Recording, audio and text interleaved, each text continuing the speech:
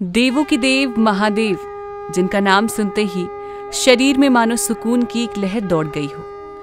इसी सुकून को करीब से महसूस करने के लिए लोग दूर दूर से चले आते हैं। लेकिन क्या आप जानते हैं, देश भर के 51 शिवलिंगों में से एक शिवलिंग उत्तर प्रदेश के बाराबंकी में भी है, जिसे लोधेश्वर महादेव मंदिर के नाम से जाना जाता है।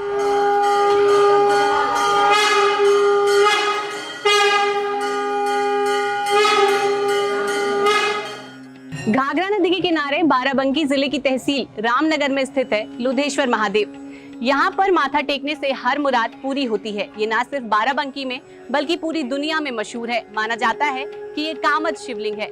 आज जानिए अपने जिले में हम आपको लोधेश्वर महादेव के इतिहास से रूबरू कराएंगे। लोधेश्वर महादेव मंदिर हिंदुओं की आस्था का केंद्र है।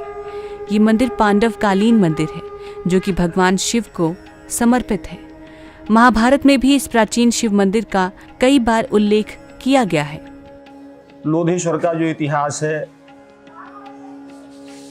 12 वन विख्यात है, बाराबंकी नाम है, प्रसिद्ध भूखंड पे लोधेश्वर सरनाम। कहते हैं कि सतयुग में 12 भगवान ने लोधेश्वर बाबा का पूजन किया। त्रेता में जब वशिष्ठ जी के साथ लौ कुश आए हैं सप्तऋषि आश्रम, जो आज बाराबंकी में सतरिक के नाम से जाना जाता है, उन्होंने इनका पूजन किया। और द्वापर में भगवान कृष्ण और पांडव माता कुंती ने लोधेश्वर का पूजन किया है पारिजात वृक्ष के पुष्पों से।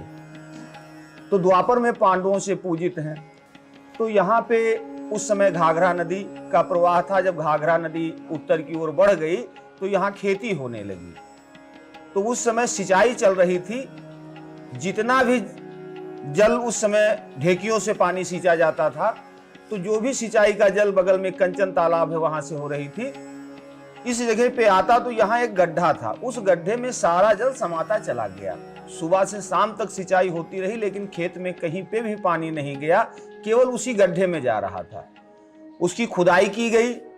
जब खुदाई की गई तो भगवान को फावड़ा लगा तो खून की धार निकली। किसान लोधेराम अवस्थी और अन्य लोग जो लेबर लगे हुए थे, उन्होंने सोचा शायद कोई जीव होगा नीचे।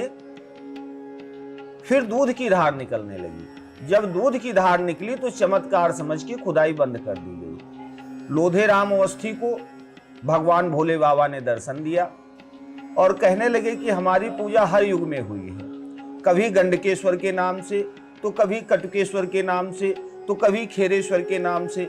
इस युग में हम तुम्हारे नाम से पूजा लेंगे। तो लोधेराम अवस्थी के नाम से ही इनका नाम लोधेश्वर महादेव पड़ गया।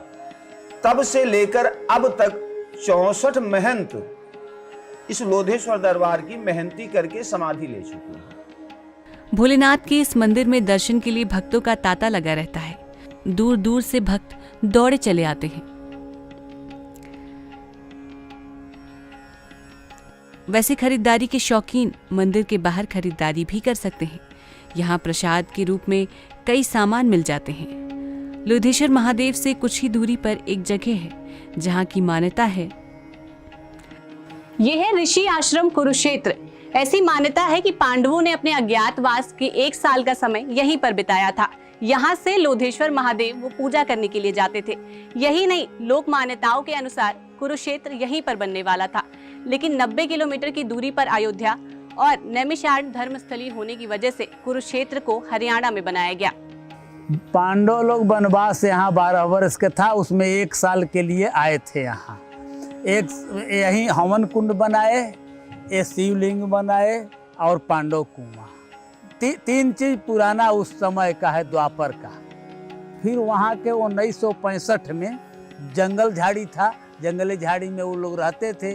यहाँ पांडव की जगह की कम थी, ये भी लोग कहते हैं। ये कहते हैं कि यहाँ से 90 किलोमीटर अयोध्या है, 90 किलोमीटर नैमिषारण्य है। इसलिए धर्म स्थल से भूमि जो है खून खराबा नहीं मांगा, इसलिए वो कुरुक्षेत्र बनाया गया। अगर कहा जाए बाराबंकी भगवान भोलेनाथ की एक छोटी सी नगरी है तो गलत नहीं होगा। अगर आप हमारी ये वीडियो फेसबुक पर देख रहे हैं तो पेज को लाइक ज़रूर करें। अगर इंस्टाग्राम पर देख रहे हैं तो फॉलो करना बिल्कुल ना भूलें। अगर यूट्यूब पर देख रहे हैं तो सब्सक्राइब और शेयर ज़रूर करें।